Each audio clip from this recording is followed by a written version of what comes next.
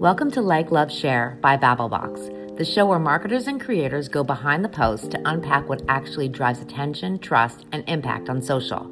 We spotlight smart growth hacks, breakout campaigns, and real-world influencer case studies from emerging brands to cultural moments you might have missed. Whether you're building a brand, growing a platform, or shaping what's next in influencer marketing, Like, Love, Share is your source for ideas worth spreading. If you care about reach, relevance, and results, you're in the right place. Let's get into it. It is great to have one of my favorite people that I've ever worked with on this show.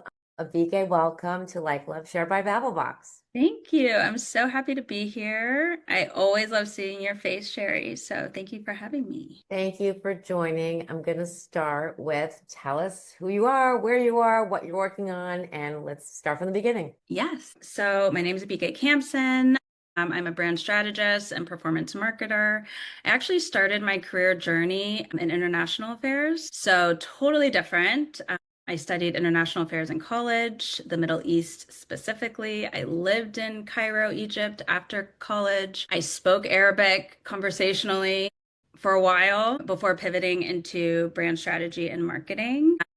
But I love that time in my life. And I think when I was pivoting, I put so much pressure on myself around feeling behind and, oh my gosh, I'm never going to catch up with my peers. And this was in my early 20s. Oh my God. And I put so much pressure on myself. And it's such a good reminder, like, because I'm continuing to pivot now in my 30s. I will pivot again, probably in my 40s, like every decade. And there's so much power in doing that. And even my grandmother, who, bless her soul, she got her master's degree in psychology in her early 70s, I believe, late 60s.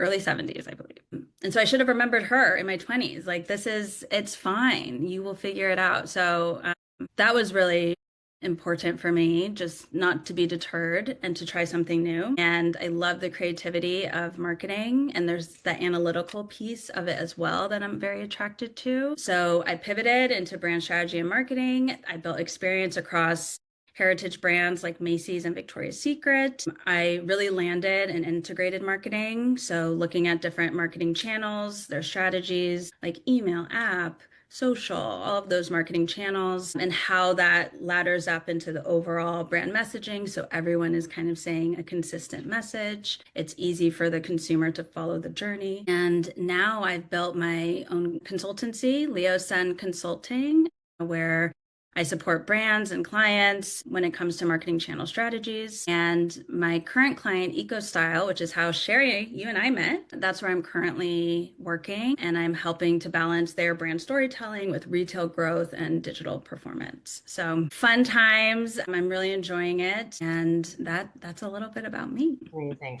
I want to talk to you about the word pivot because, Yeah. I started Babblebox and it was called singleedition.com and it was a site for singles. And so people, oh, you pivoted. Oh, you pivoted. And I get so upset when people say I pivoted. I'm like, no, I evolved. I evolved. It Oh, turned I into like something that. else. So I find because when you say you pivot to me, it sounds negative. I don't know. So I say I evolve. So You that's know, I'm going to take that and I'm going to start saying evolve because that does feel more aligned with, because it's intentional. It's a choice. I saw the market. I realized that what I was doing needed to shift, and I kept shifting until it went from single, like all the way to Babylon. Amazing. What a trajectory to go from it was dating to influencer. And it was single life, like cooking for one, like there was nothing, like cooking for one, travel for one. Everyone's like dating, but then there was everything else. And I realized really Opposite. quickly that no one really cared about singles back then. And so I changed it into something else. It was like a network of bloggers. And then Mhm. 10 years ago, we're coming up on our 10-year anniversary, the box is launched. And so I just changed the name. We had been doing influencer, and then we launched the boxes. I changed the name. Amazing. Yeah. Wow, I didn't know that. So I know that everyone's obsessed with like everything hair care. Hair care is having its moment. It is. And I know that everyone's interested in the days of a life, days of a life. What does that look like for you? Especially you're a consultant. So do you work in an office? Do you work at home? Like, what is a day in a life for you? Yeah. So a day in the life. So with Eco Style, that takes up a big chunk of my day. And I'm working on all of their digital marketing strategies, brand moments. And as you know, Sherry, EcoStyle is the number one styling gel brand in the category. So not just in textured hair, total market. So there is a lot of competition in hair care, and it's a highly saturated market. So EcoStyle is constantly working to maintain market share, grow our market share, a lot of the strategies around that. So, where I spend the most of my time right now, since my sweet spot really is the performance side, is retail media, because that is a Ding very ding, revising our launch pad. Sorry. okay. I need to hear more about that. But retail media, when it comes to the retailers that sell eco style. So, retailers roll out brands to monetize on their websites. When you search for, let's say you're searching for hair gel, you can monetize so that your product comes to the top, right? You can also monetize with video, with brand content. So it can also be this awareness play. But the true objective with retail media is to drive that conversion. So it's a very effective and quick way to drive growth for brands.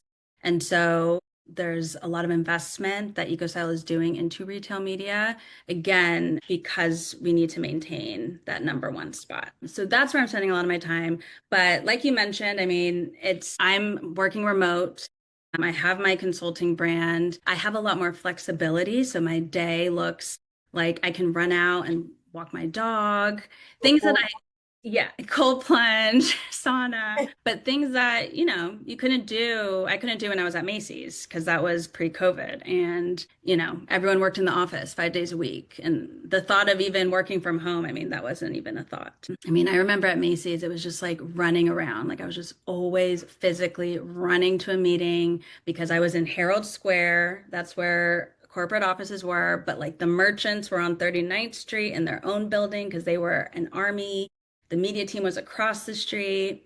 So just constant running, running, running. But I will say at that time, a benefit of that time was that when you were done with your work, when I was done with my work, I put it in my desk, I locked the drawer, and I was done.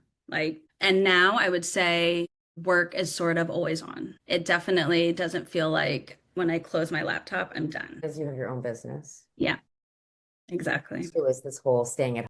Like you wake up, you roll out of bed, you don't even have to get dressed, you're Exactly. The boundaries are very blurred now, I'm just for thinking of better or worse. my son filming me doing like he tried to do a day in the life of me. And like he's like, just do that. He's 14, but he forgot the step of like me washing my face. So like all of a sudden I'm like, Justin, I'm at my desk in my pajamas.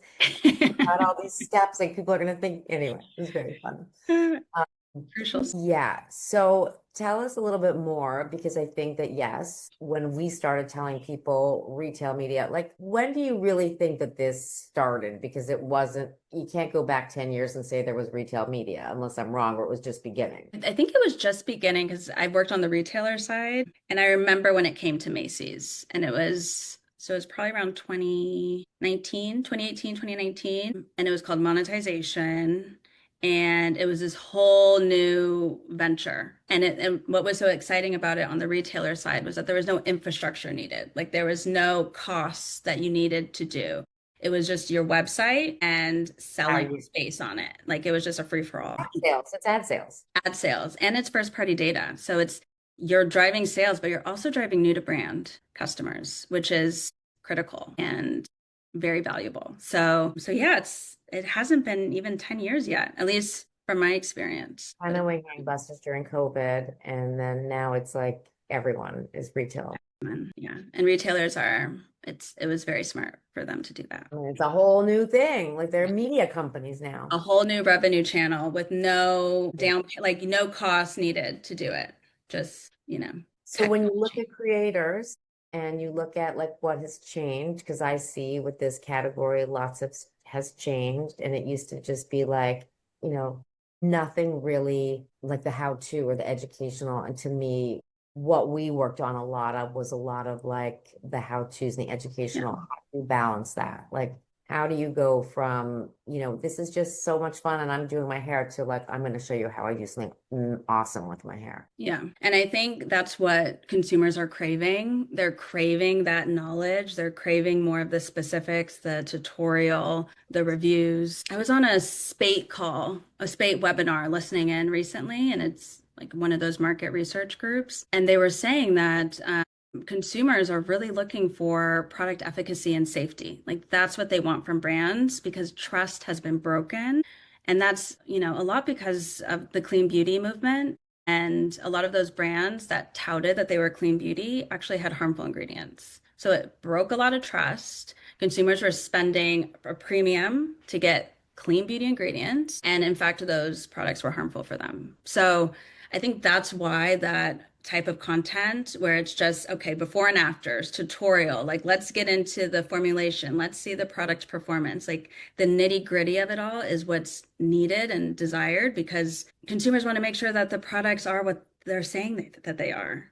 And then also, it's our macroeconomic environment right now, right? Like consumers are very aware of where they're spending their money, whether it's groceries that are astronomical priced right now, right? Or whether it's their beauty products. I mean, they want to make sure that there's value in what they're getting. So highly scrutinizing what they're purchasing. And so I think we're seeing that in the influencer content and what they are engaging with. And that's also why you've gone from like the perfectly polished, perfect, beautiful aesthetic to like, I just want someone real that I could relate to. Exactly. It's like, tell me the real, please. Yeah. Yeah, crazy. So you talk about that you're a performance marketer, and I'm always challenged with like, oh, influencers awareness only. I personally think influencers omni, and I can go into a whole, but you tell me like, how do you look at influencer and how do you get them from the top of funnel when you think about the performance side? How do you pull them down that? Yeah, I agree with you. I think that you can use influencers throughout the journey. I think the sweet spot is that mid funnel where you're able to really engage the people who are actually going to stay with your brand and stay on the journey with you and engage them with that tutorial content, the before and afters, the reviews, creators that they truly trust. So I think that's the sweet spot to use influencers. If you have big budgets, like great, do a top of funnel awareness campaign, get a macro influencer, get a celebrity. And I think that the objective for that is really around brand relevance and brand awareness. Like if that's your objective, that makes sense.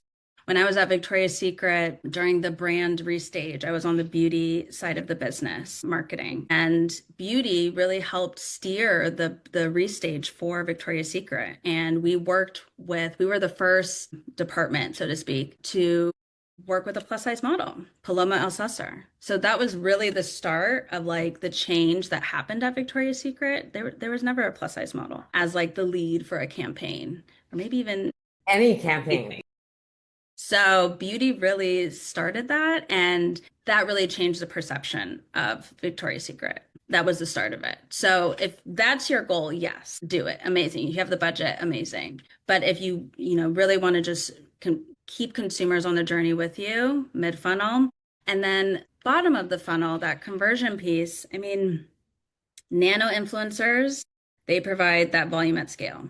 You can get an army of nano influencers and drive conversion with them. And again, that's that real life content that, not as polished, not as elevated, but these are real people. They're going to be trusted. They will go to the store for you, show the in-store content, kind of signal purchase that way.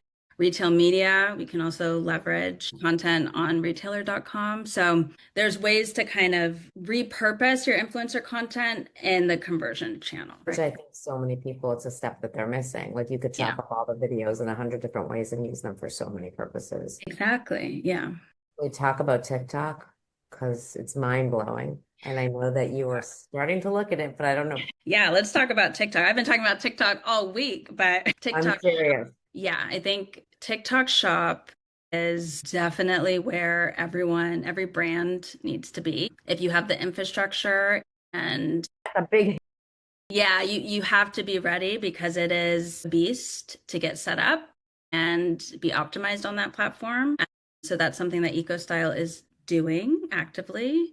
But I think what's great about the TikTok Shop community is that it's sort of blurring the lines between influencer and affiliates. Yeah, it's affiliate like 10.0 on, yeah. Yeah, like it's so lucrative for them. So there is this There is a lot of creators doing affiliates on TikTok. That commission structure, I mean, why wouldn't you? So yeah, I think TikTok Shop is great. I think it already feels incredibly saturated, even though it's like probably the newest platform, but already incredibly saturated. However, I think from my experience as just, consuming TikTok, I still get the entertainment that I want with the ads, but not, I mean, I'm starting to feel a little bit more bombarded with ads now when I'm on TikTok. But I think that the algorithm is set up that even though there's so many creators doing affiliates on TikTok, I don't think I'm getting even uh one. Because I'm not looking at that kind of Yeah. content on Yeah. one of my accounts. I don't look at that content and nothing Right. my Yeah. way. So there's a choice. But in terms of like the whole flywheel, like, is it sustainable? Like, because I grew up when I started my career with affiliate before, Okay. and then, oh, it's free. They're going to work on commission. But then those were the bloggers who then all of a sudden said, wait a minute, we could charge. And that's who now is the micro and the mega and the, influencers. You think that could sustain itself? Or you think all these influencers, yes, they're on TikTok, affiliate, will stay. Some of them will be affiliates, but I think some of them are going to graduate and say, no, we need to get paid for and have a commission or. Yeah. I mean, I don't know so much about what's going to happen with the creators. I think it could go either way. The bubble could burst. I think with the consumers who are consuming all of this content, I think for them, it's more of that lean back approach.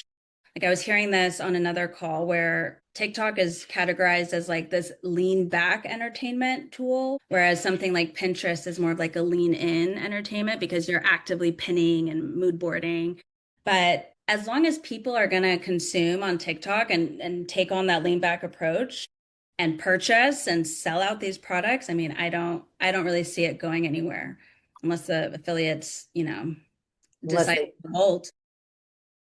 are so fascinating because I Yeah, feel like, it's a whole new world. it is a whole new world. Yeah. So tell us a little bit more about creators and, obviously things are shifting for you. What do you think is happening with creators next? What do you think, what is most exciting to you when working with creators at this specific moment in time? Yes. So something that also has come up this week for me is Discord, which is right, like a community for creators and Slack and private group. private group. Yeah. And I haven't investigated as much with Discord as I'd like to, but just hearing about all the opportunities there when it comes to brands and creators meeting, one-on-one coaching calls, CEO founder calls. It's more of this relational interaction versus just transactional, which I think has been the pattern for most of the influencer journey thus far. So I think seeing more of that relational aspect between creators and brands can really build something beautiful and maybe something we haven't seen in content yet, with brands and creators really talking to each other and trusting each other, and creators getting something in return from brands. It's not just monetary, like getting education, learning, product knowledge, all of that. So I'm eager to see what comes from that community. And then also like Reddit. Reddit is so untapped. Oh, the same thing we're talking about this week. Slack, just like we just Yeah, launched a private Instagram channel, but Slack, Discord, and Reddit. We just had a call with them. yeah. Okay. Interesting. Yeah. Like there's all these untapped, more private, more secluded communities that brands really haven't been able to get into and do it the right way. So, It's even crazy. Like I spoke to a brand that they like did a massive camp, two brands on LinkedIn. oh, wow. Yeah. And it Yeah. worked. LinkedIn. Yeah, for sure. Okay, well, I'm going to ask you my last question because this has been so helpful. My last question I always ask, you can answer or not, either way, but it's name an influencer you love to follow but hate to admit that you do. Okay. So it is Alex Earl. I She's know. great. She's amazing. I'm, not a hater. I'm just not the target audience, but I have to follow her because I'm a marketer and she does great partnerships and great collaborations. I collaborated with her when I was on Victoria's Secret. It was more of the lingerie team did it, but I was, I had visibility. And I mean, I understand why brands work with her. She sells. She will sell your product. She will sell it out. But yeah, it's sort of like the Kardashians. Like, would I follow them if I wasn't a marketer? Probably not. Your honesty. I'm in the same boat. Yeah. Yeah. Well, thank you so much for being here, and we're watching you from afar and wish you much continued growth. Oh, thank you so much, Sherry. This was so fun. Thanks for having me on.